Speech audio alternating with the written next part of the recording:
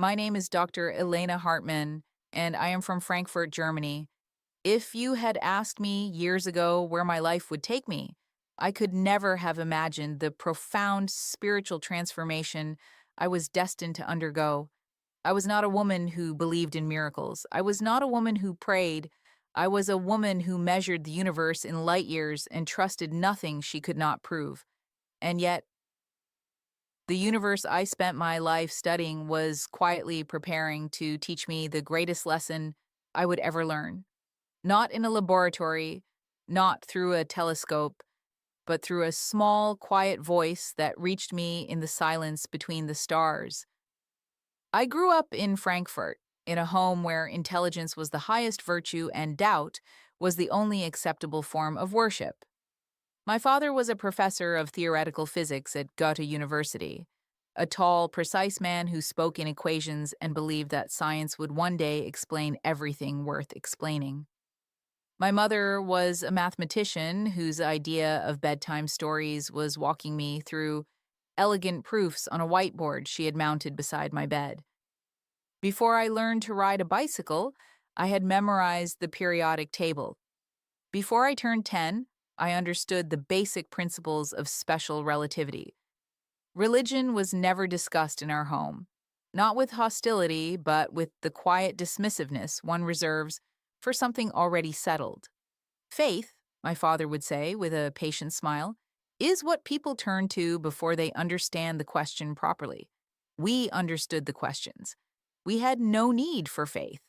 I excelled, always. I was the youngest student in my secondary school to compete in the National Physics Olympiad. I received a full scholarship to Heidelberg University at 18, where I specialized in astrophysics and spent my weekends in the observatory, running my fingers over the cold metal of telescopes that reached toward galaxies no human eye could see, unaided. My doctoral thesis on dark matter distribution within early universe galaxy clusters won the Max Planck Society Prize when I was 26, the youngest recipient in the award's history. By 30, I had accepted a senior research position at NASA's Jet Propulsion Laboratory in Pasadena, California. I remember the morning I first walked through those doors, the smell of clean rooms and solder and processed air, the low constant hum of servers processing data from the furthest edges of the observable cosmos, screens everywhere, filled with numbers, trajectories, images from instruments orbiting at the boundary of what human technology could reach. I stood in the entrance and felt, for the first time in my life, that I was exactly where I was supposed to be. I was living the dream my parents had built for me. I was living my own dream. And I was profoundly, inexplicably empty. Yet, despite being surrounded by the most brilliant minds on Earth, minds that had sent probes beyond the solar system, that had photographed black holes, that had mapped the cosmic microwave background radiation left over from the first moments of creation, a deep, pervasive sense of emptiness lingered in my heart. I would sit at my desk at 3 in the morning, the rest of the building silent, the parking lot empty, the smell of cold coffee filling my small office, and stare at images of galaxies billions of light years away. Structures so vast they made our entire Milky Way look like a grain of sand on a beach that stretched to infinity. And I would feel in those moments a loneliness so complete it had no edges, as though I were the only conscious creature in an indifferent universe, looking outward into infinite space and finding nothing looking back. I had everything a scientist could want: publications in Nature and physical review letters, an apartment in Pasadena with a view of the San Gabriel Mountains, colleagues who respected me, and students who admired me, awards I could no longer fit on my office wall. But the more I understood the universe, the less I understood myself. The more precisely I could describe the mechanics of existence, the less I could explain why existence felt like it meant nothing at all. The questions came quietly, at first, then with increasing urgency. Why does anything exist rather than nothing? If the universe began from a singularity of unimaginable density, if time itself had a beginning, what existed before time? And if the universe is governed by mathematical constants so precisely calibrated that the slightest deviation in any of them would make life impossible, the gravitational constant, the cosmological constant, the mass ratio of the proton to the electron, what established those values? Random chance?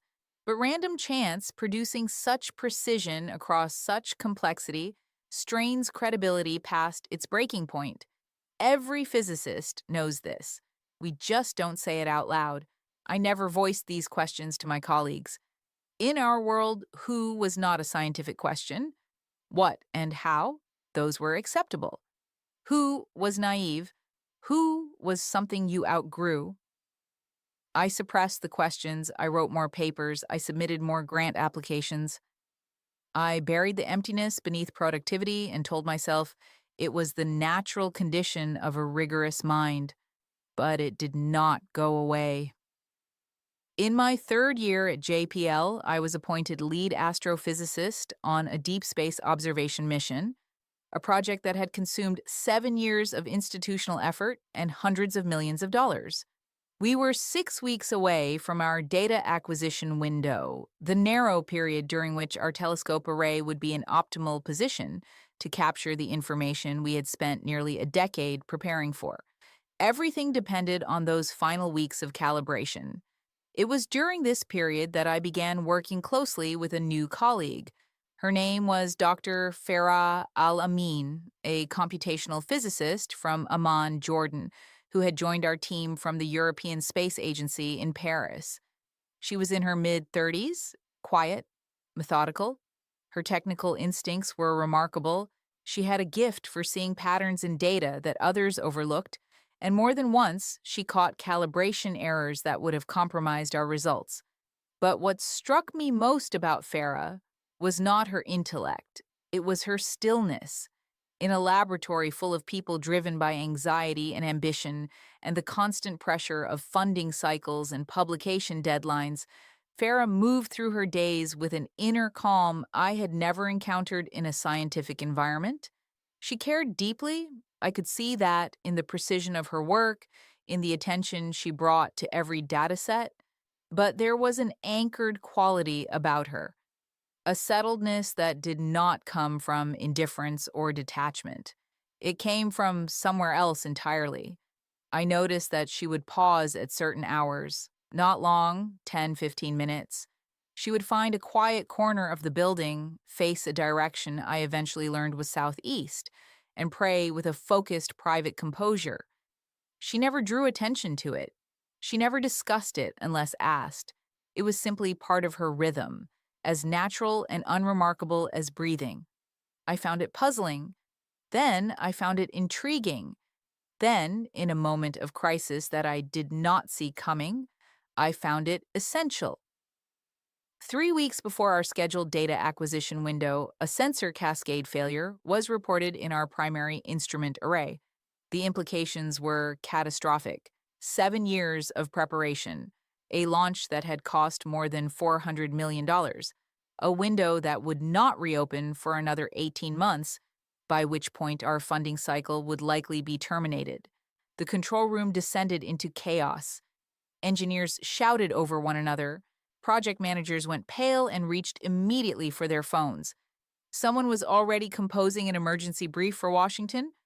I felt the room tilting, as though the floor beneath my feet had lost its solidity, and a tightening in my chest that I recognized, the sensation of watching something irretrievable begin to fall. I looked across the room at Farah.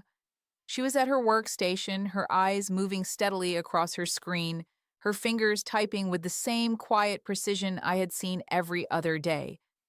She looked, I remember thinking, almost peaceful. I crossed the room and stood beside her. "Farah," I said. My voice came out sharper than I intended. "How are you calm right now? Do you not understand what is happening?" She looked up at me, not dismissively, not with impatience, with a gentleness that, in that moment, I did not know how to receive. I understand perfectly, she said.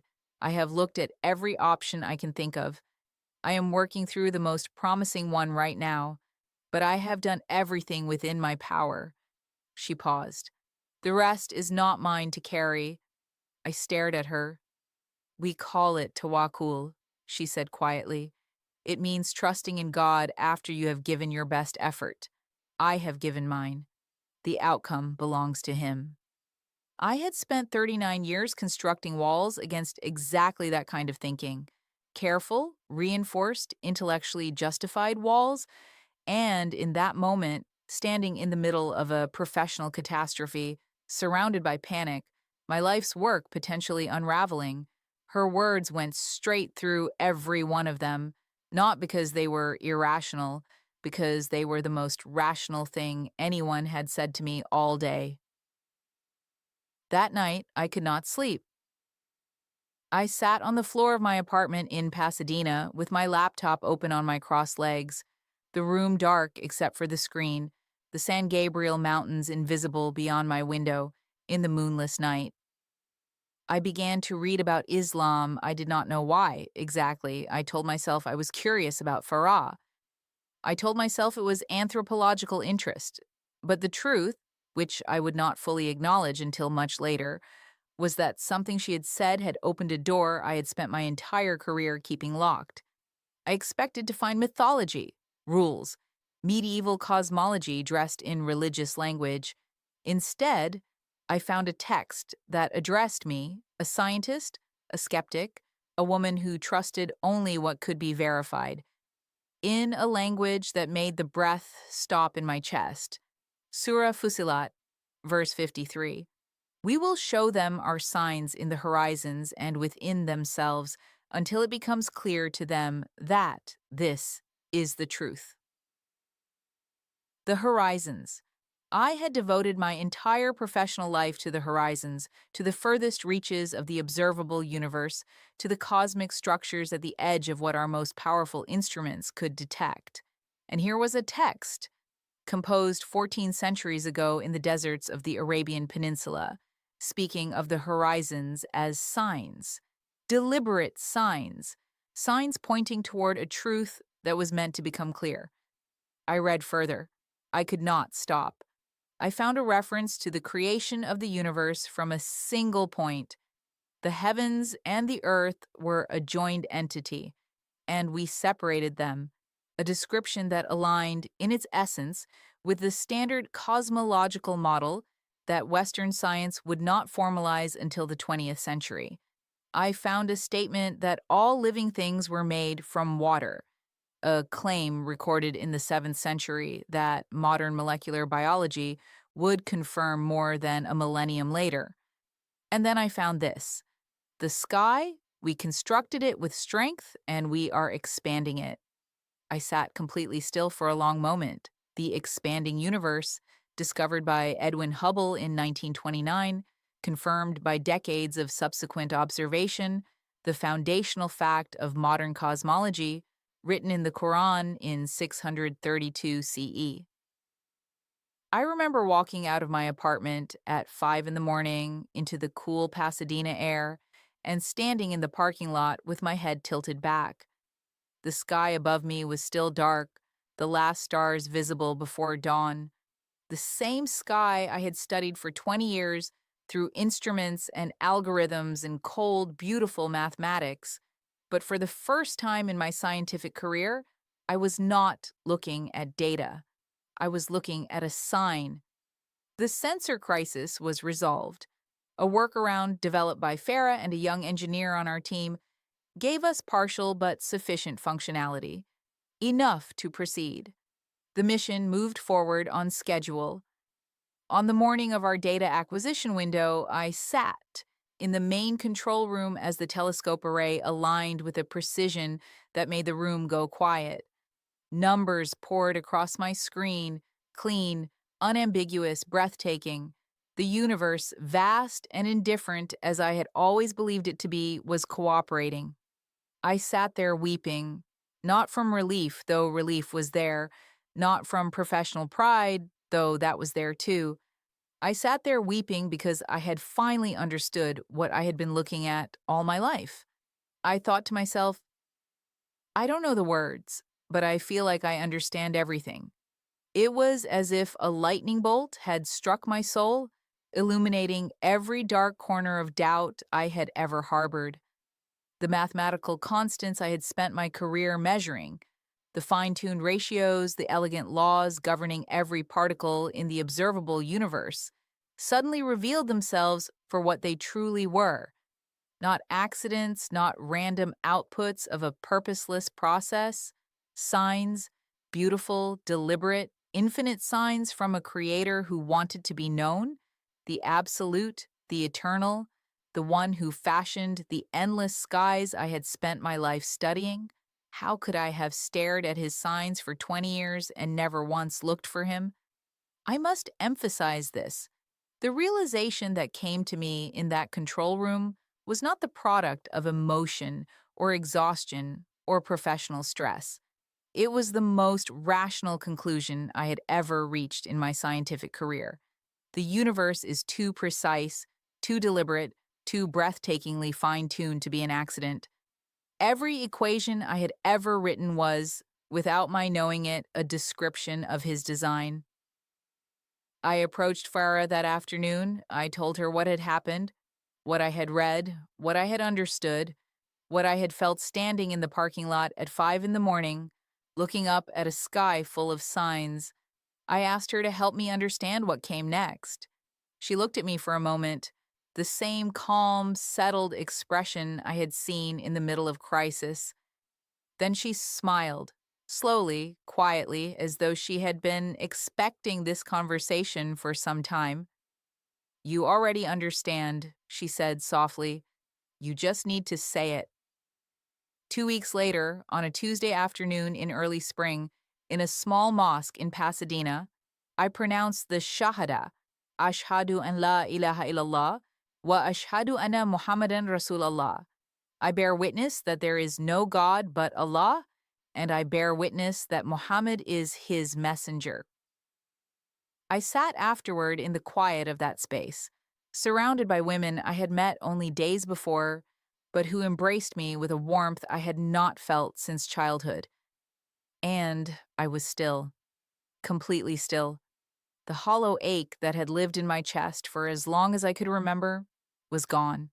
Not suppressed, not distracted away, gone, replaced by something I had no scientific term for: fullness, profound, radiant certainty, the overwhelming, immense gratitude of someone who has been lost for a very long time and has finally, unmistakably, arrived home. I thought of my father, of his patient certainty that faith was what people turned to before they understood the question. And I knew, with the same conviction I had once reserved only for peer-reviewed science, that he was wrong. Faith is not the absence of reason. It is not what you hold on to before you understand.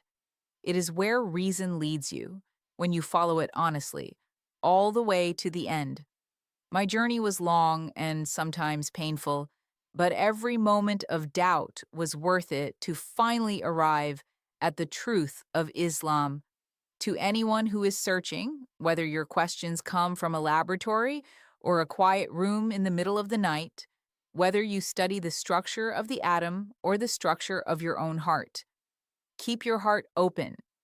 Look at the signs around you. They are everywhere. In the precision of the atom, in the orbit of the moon, in the expansion of a universe that was written about in perfect accuracy, 14 centuries before we had the instruments to observe it. Listen to the Quran, even once, with honesty and an open mind. Let it speak to the part of you that your intellect, for all its power, cannot reach, and never ignore the truth when it stands clearly before you. Assalamu alaikum wa rahmatullahi wa barakatuh.